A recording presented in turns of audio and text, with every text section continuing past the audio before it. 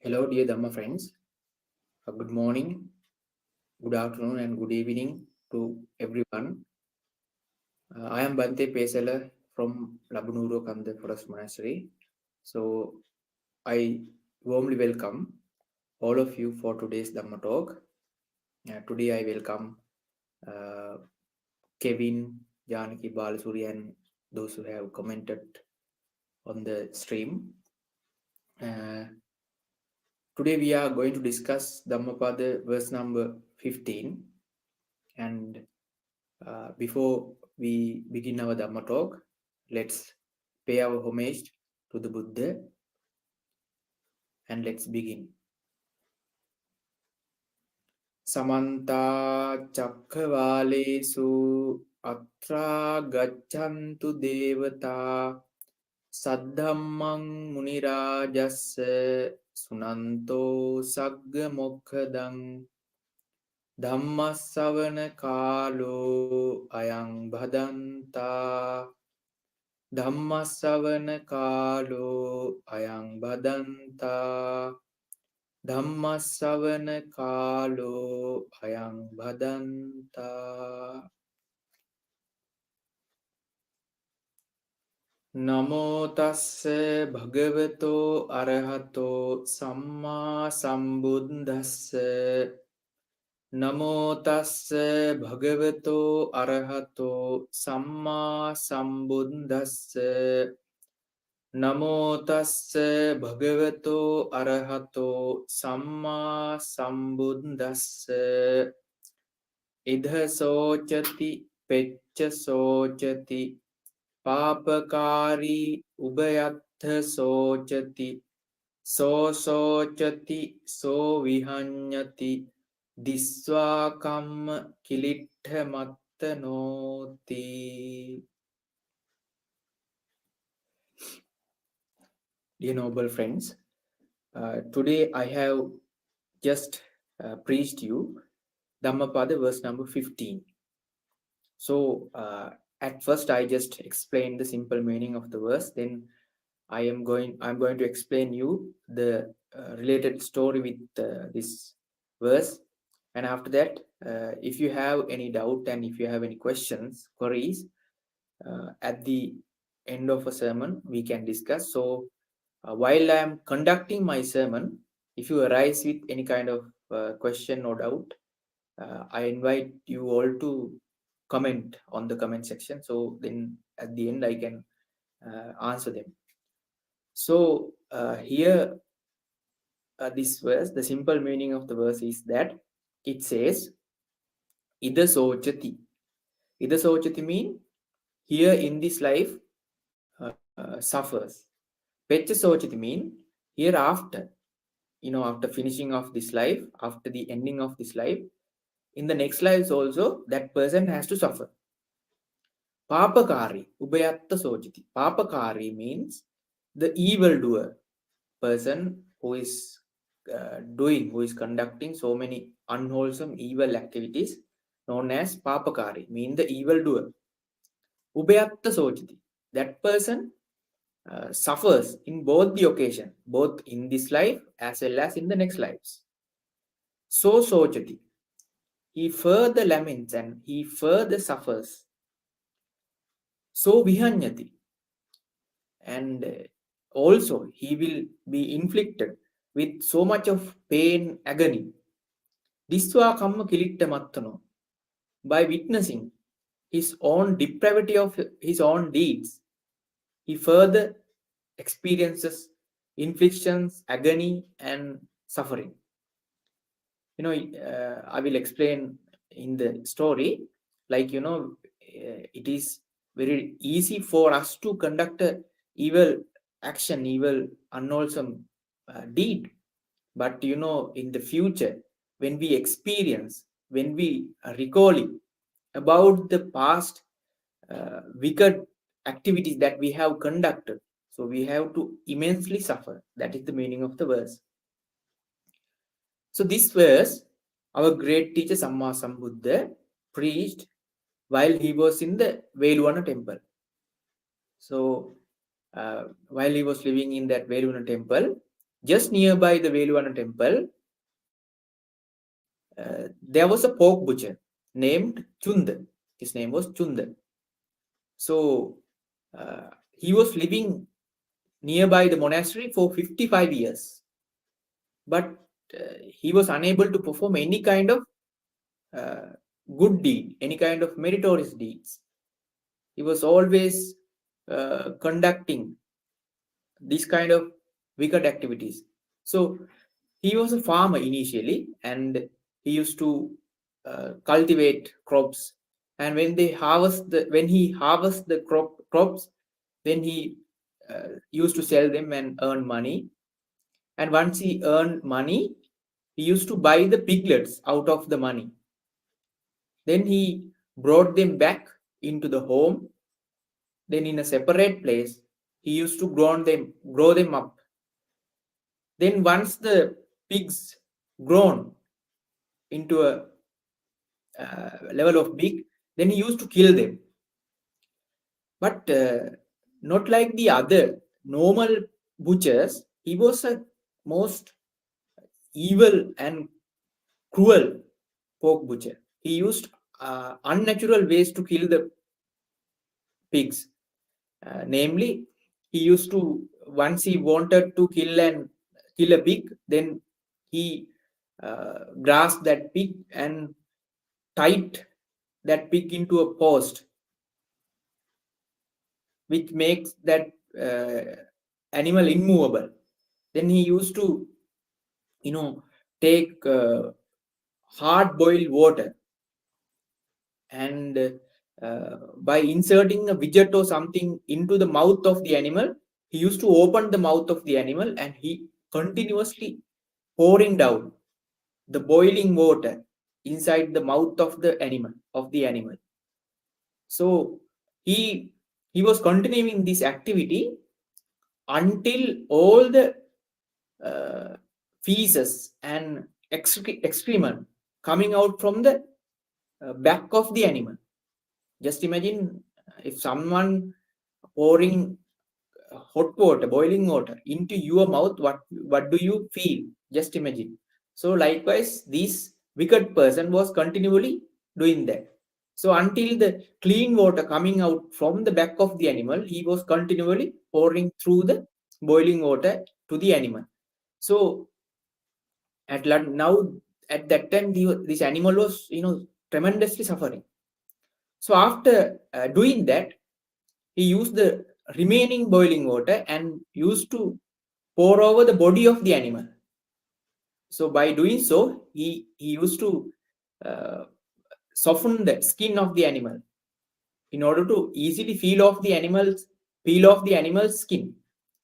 So after that, he used to take square-shaped rod. Then he used to continually beat the animal.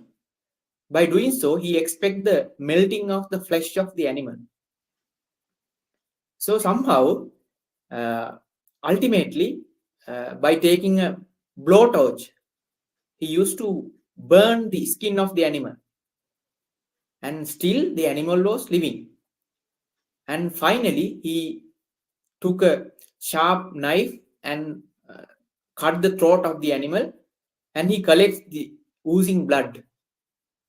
And with that oozing blood, he cut the animal into pieces and separate the meat, and he used to roast the meat in an oven. So after that, with the family, he used to eat the animal flesh, animal meat. Then rest he used to sell, and that's how he had maintained his life for about 55 years. And Buddha was living just nearby his house, but he was unable to go there and listen to any kind of Dhamma sermon. Most people, in nowadays we can think that most people might think like, now we don't have Buddha, so we were not able to understand the Dhamma much. But it's not the time. Even the Buddha's time, if there are wicked persons, they are they are wicked. Even right now, even at present, if the person is good, then he is good. He can perform the good deeds. It doesn't matter. Even the Buddha was appear before us. If we are wicked, that means we cannot perform the good deeds. So time is not a matter. If you are a fortunate one, you can become fortunate. You can become wholesome. Also, if you are a wicked one, you can become wicked even before the Buddha or not, even the appearance of the Buddha or not. The Buddha's appearance is not a matter of us to, become evil or good. So that's keep remember. So this person was not able to listen any kind of Dhamma. So after the 55 years of time, in 1 week, uh, this person was about to die now. So this Chunda now experiencing tremendous pain.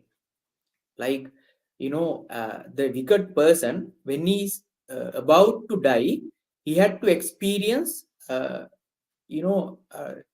tremendous suffering, like not the other.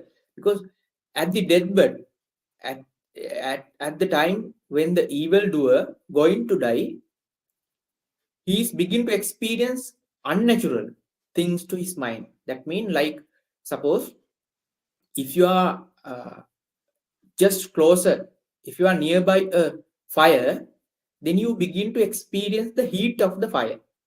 Similarly, as the evildoer, if he about to die, that means he is about to reborn in the hells, reborn in the nirayas. Niraya means the bad destinations. That means they have to suffer after the death. So they are experiencing the hell heat, the experiences of the hell activity. As I said, uh, when you are just nearby the fire, then you begin to experience the fire heat of the fire. Similarly, when you are about to die, if you are a wicked person, then you begin to experience the next life's experiences.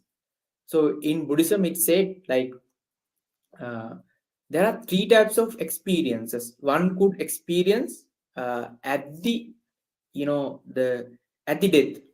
So those are known as gati nimiti, karma nimiti, and karma. Karma mean, suppose if you are an evildoer, if you have done so much of evil karmas, so at the deathbed, you begin to recall all of the karma that you have performed. So then you will begin to tremble by remembering those karma. Forcefully we cannot uh, subdue, we cannot reject those experiences. If you are an evildoer, you have to experience it. That's called karma. And the other thing is known as karma nimiti.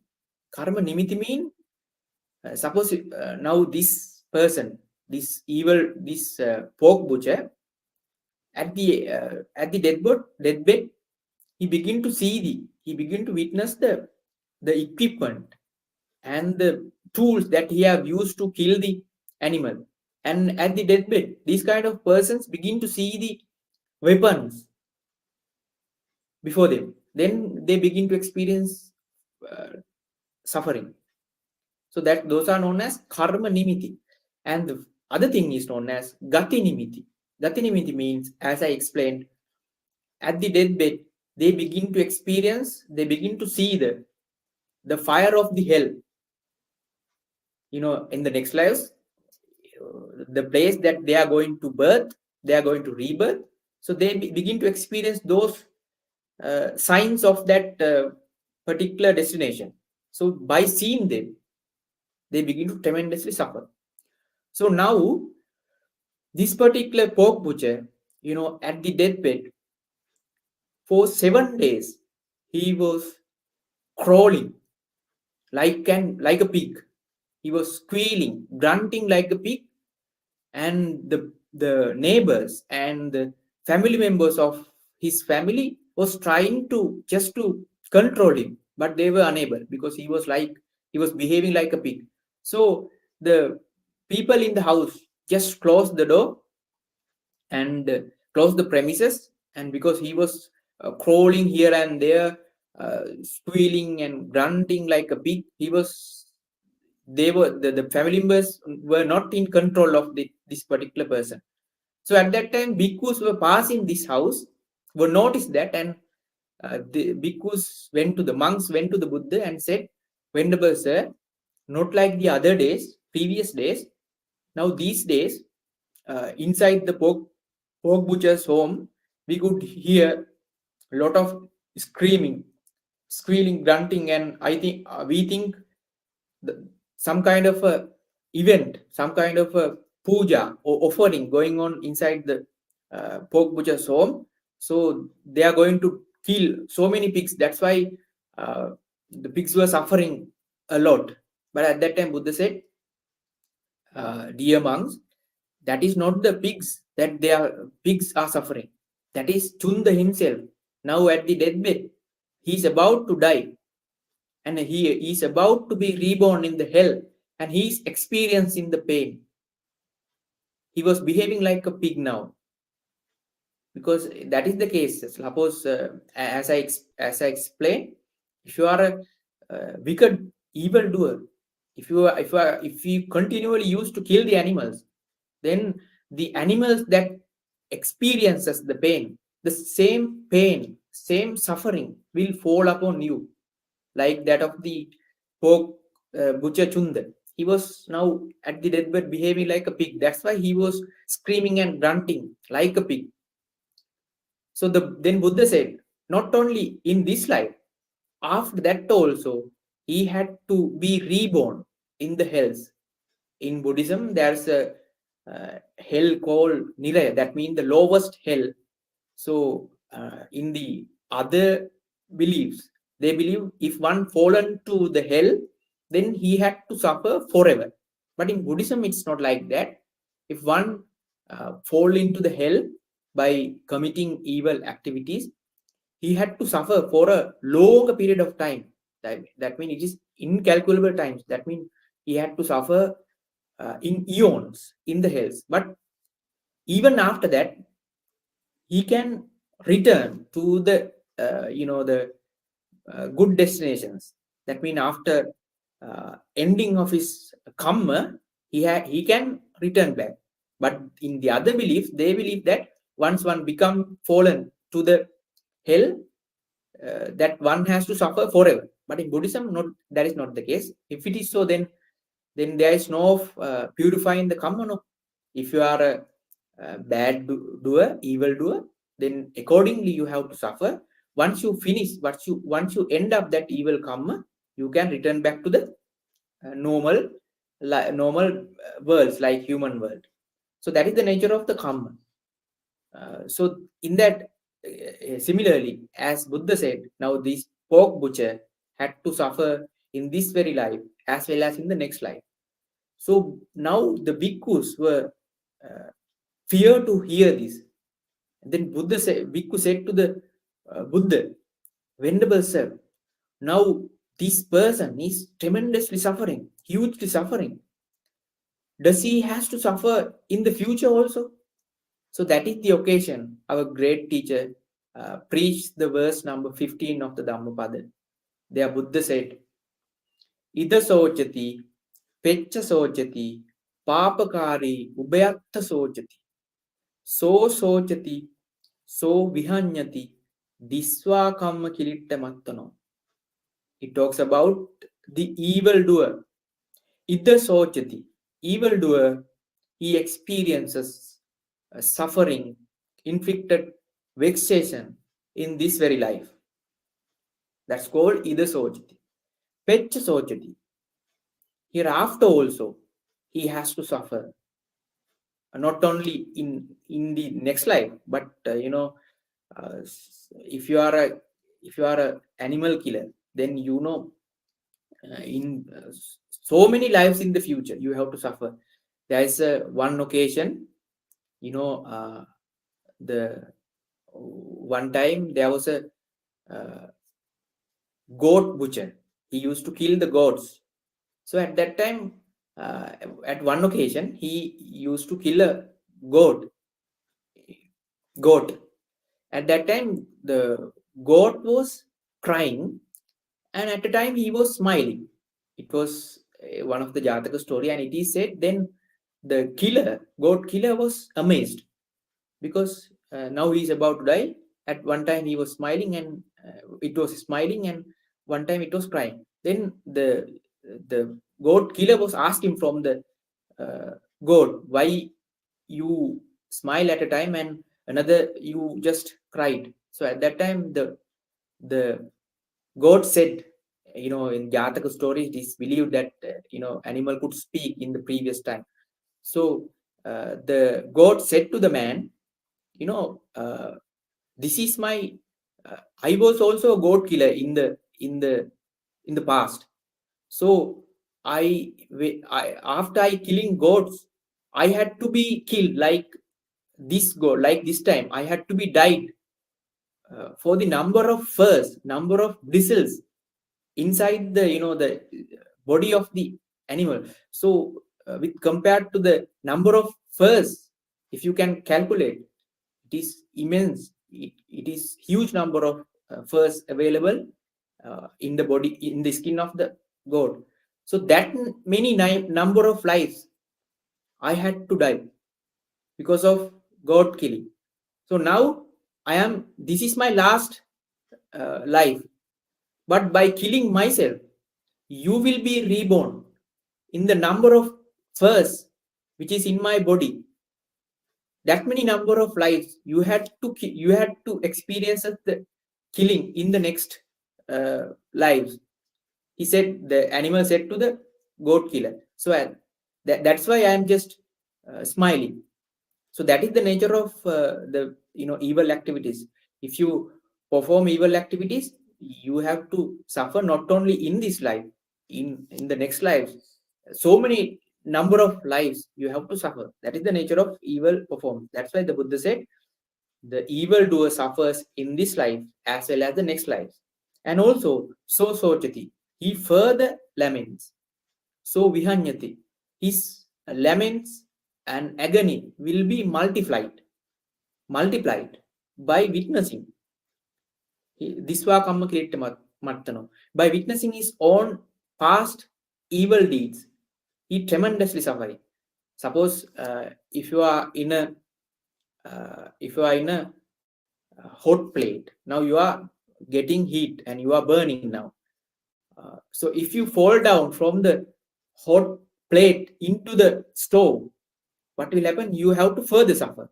Similarly, now as an evildoer, that person suffers in this very life. In the next life also, he has to suffer. When he was remembering, when he was recalling his past evil activities, evil karmas, he had to suffer further. Like that of the simile that I mentioned, the one who is in the hot plate, once he fallen down to the stove, then not like the before, he has to suffer tremendously at the second case. Similarly, the one who experiences remembering the past wicked activities, he laments further. So that is the meaning of the verse. And in Buddhism, like if one asks what is simply Buddhism, there's a famous and well-known verse. In that it is said,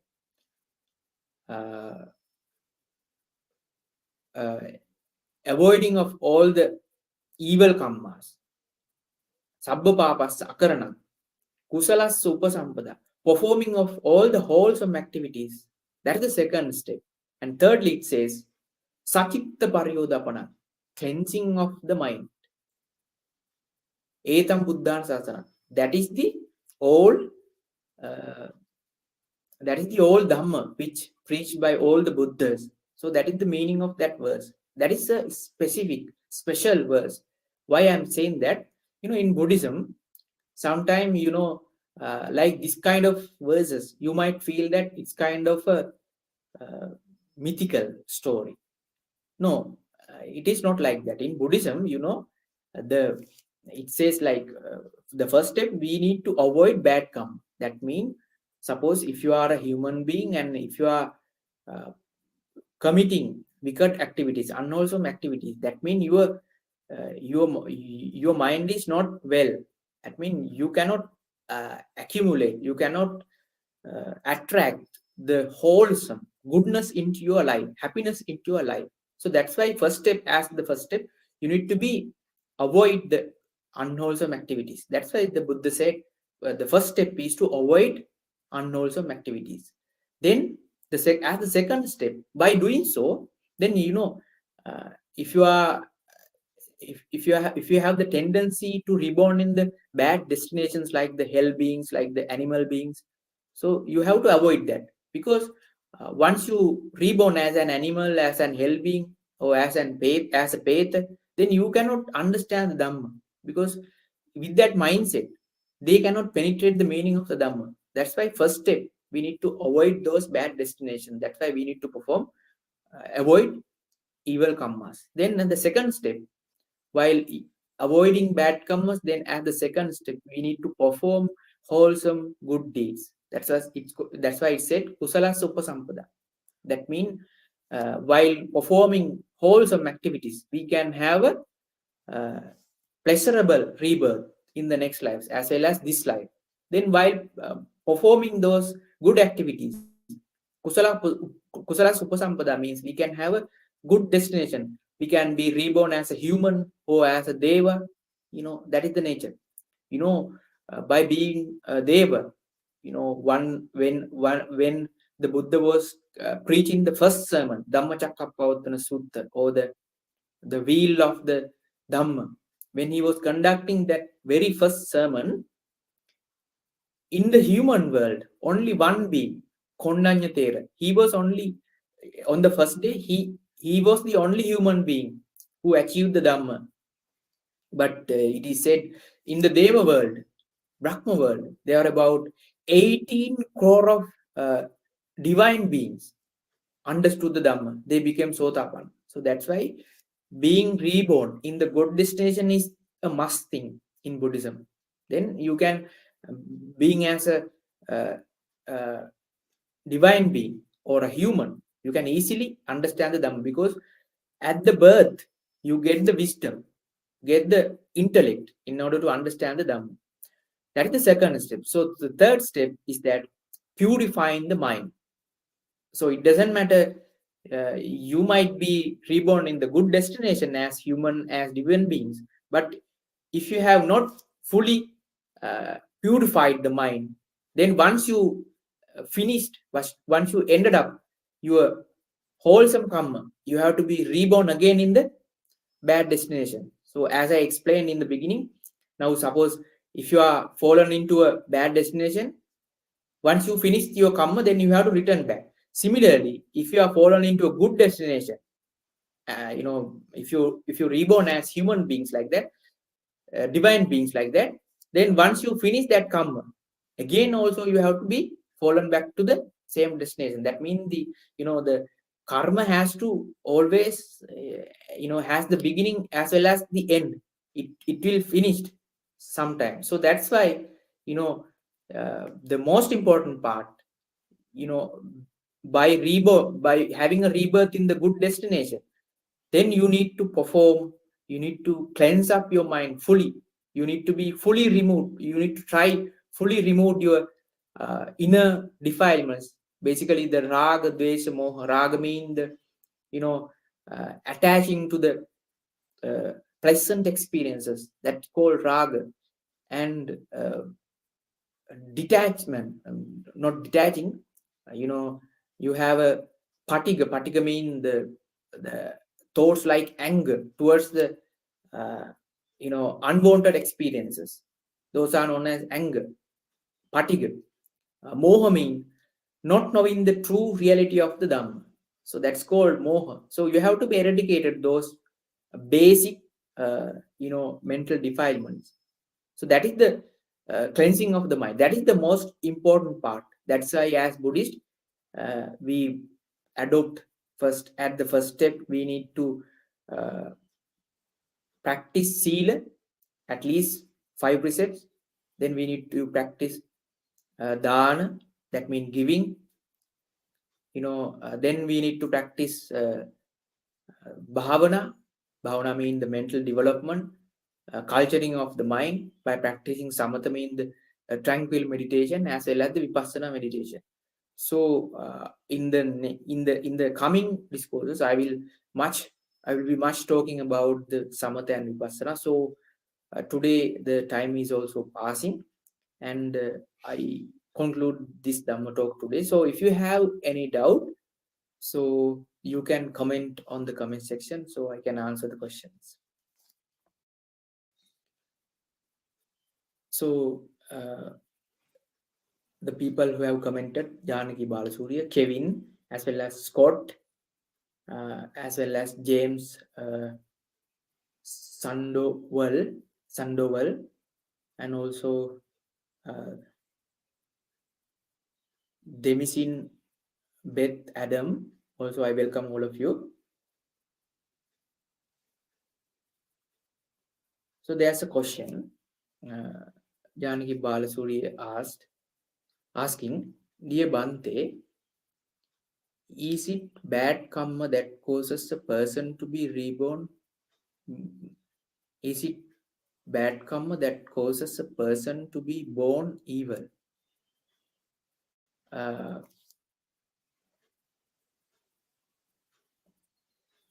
Yes, it is. There's a fact that, like, it is like this. Sometimes we could see some evil persons in that society within us. Sometimes people, most people are evil. They behave evil, like evils. So to them to have such behavior, it is from the past lives. They are practiced what they have practiced in the past life, that affects his present behavior. So suppose if you are a person committing so many bad wicked activities, that might be the sign that you have in the past lives also you have been behaving like that. So you have a kind of a influence is available from the past lives. That doesn't say that you cannot completely avoid the past habits. You can avoid, but you have to put tremendous effort, in the same way, like so many people we could see also, they are very good in behavior, naturally they are very smooth, good, and easy to behave with them, and they kind, naturally they reborn with that. So that is because in the previous lives they have practiced, they have been practicing the good deeds, so that habit is coming from that life to this life. So similarly, to be born as an evil, it is it is uh, it is obvious main cause by committing bad karma. So I hope I have answered the question. So that's why we always telling you to practice good things, so that good behavior, it will affect your future habits. Like it's at the rippling effect in the sense, if you commit a evil karma, the repercussions, or the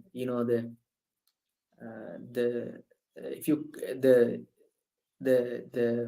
if you commit a evil action, the results, the rippling effect will come into you in future. Similar way, if you commit a good deed, the rippling effect also will come into you in the future lives as well. So I hope the answer. Then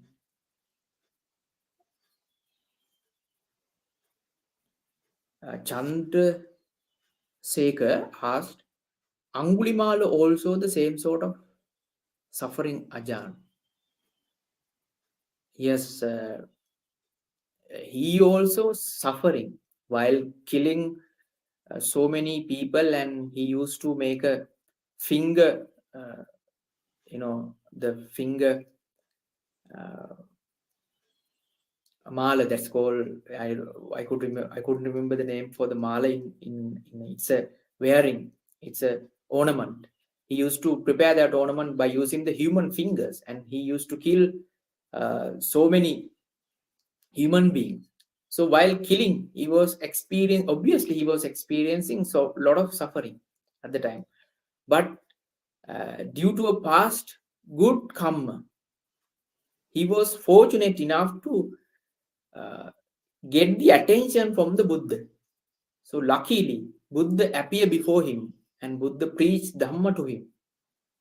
So because of the Buddha, he was able to, uh, avoid. He was about to be experiencing so much of uh, pain, and he was about to be reborn in the hells. But with the getting of the attention of the Buddha, and he was able to fully awaken. So after even the fully awakened, he was not going to reborn in the hells, even though he has performed evil activities. uh, he was not going to get the bad destination because of the enlightenment. But even as the enlightened beings, he had to suffer. It is said in the Dhamma, when Angulimala Thera, once he became fully enlightened, he was just doing the alms round in the city. When he was performing the alms round, it said like, if someone throws a stone or a kind of a heavy thing like a brick or something to the outside, what will happen? That bricks, that stone, just come and fall upon the uh, Angulimala monk. And all of the time, when he was performing the alms round, when he was coming inside to the monastery, he was coming with blood bleeding throughout his body, because he was getting the heat from the stones and other kinds of heavy materials. That because even as the enlightened being, if you are committed, if you are commit evil deeds, then you have to suffer. But luckily, he was a very specific person. He was able to, uh, I mean, uh, fully avoid the future repercussions. By he was able to become fully enlightened. No? So that's why he was uh, not having any chance to be reborn in the bad destination. But he was also suffering because of that bad behavior. So I hope the answer your question. Then Demsin asks, would you please in the next session talk about the development of samatha meditation? Yes, next I will talk in the next verse. It's about now today we have talked about the evil deeds, about the evil doer. In the next we talk about the uh, wholesome doer. So in that case, we will discuss about the samatha meditation. Okay, thank you your questions, and so far that's all the questions that we have received. So with that, I'm going to conclude the Dhamma talk. So all who have asked the questions and all who have put forward your comments, I will thank you all of you, and I will bless. I bless you all the Dhamma friends. And with that, we share the merits. First of all, I would like to mention my teachers, Venerable Man Kadawala Sudassana Thera, Venerable Man Kadawala Nandaratana Thera, as well as Venerable Kotmali Kumar Kassapa Thera. May my teachers share these merits, and may they be able to have a blissful present life as well as the next life. Also, may they be able to attain the supreme bliss of Nibbana soon. Also, I would like to mention the Empty Cloud Monastery, Dhamma friends, especially Bante Sudasso, Ayasoma, and Ayavadda, and Ayaved, and other both monastic and the lay disciples who are contributing to this noble effort. And may all the Dhamma friends, I would like to remind them, and also all the Dhamma friends who have been participated to this Dhamma talk, and you all, I like to mention this time, and may all of you may receive these blessings of the Dhamma, may receive these merits, may share these merits, virtues, and may all of you be able to have a blissful present life as well as the blissful future lives. You may, you all be well, be happy, and may find the true peace, complete liberation from the end of the from the horrific samsaric journey. And also, I would like to I would like to mention especially all the devas who have joined, who wish to share these merits. May they receive, may they share these merits, and may they be well, be happy, and may they find the true liberation by understanding the Nibbana. And so, Akasattha cha Bhummattha Devanaga Mahiddiga Punyantang Anumoditva Chiran Rakkantu Buddha Sasanang Chiran Rakkantu Buddha Savakang Chiran Rakkantu Mamparanti Bodhihantu Sivapada. Also the deceased one, the departed one of our relatives, if they expecting the virtues or merits, may they receive this merit, and may they also be well, be happy, and may they find the true liberation. And also all the Dhamma friends, all the beings, those who seek the happiness, comfort, and the blissfulness, may all the beings be happy, be well, and be experiencing the goodness of the Dhamma, and may they all find the true liberation by associating with the Buddha, Dhamma, and the Sangha. All the beings may receive the infinite blessings of the Buddha, Dhamma, Sangha. By with that, I would conclude the Dhamma talk. So see you all in the next Dhamma talk. Until then, you all be well, be happy, and Teruva Saranai to everyone. And I would like to bless you with this verse. Receive your blessings. Abhivadana Silissa Nichang Vaddha Pachayino Chattaro Dhamma Vaddhanti Ayuvanno Sukhang Balang Ayuarogya Sampatti Sagga Sampatti Mevacha Atho Nibbana Sampatti Iminate Samijhatu. Teruva Saranai to everyone.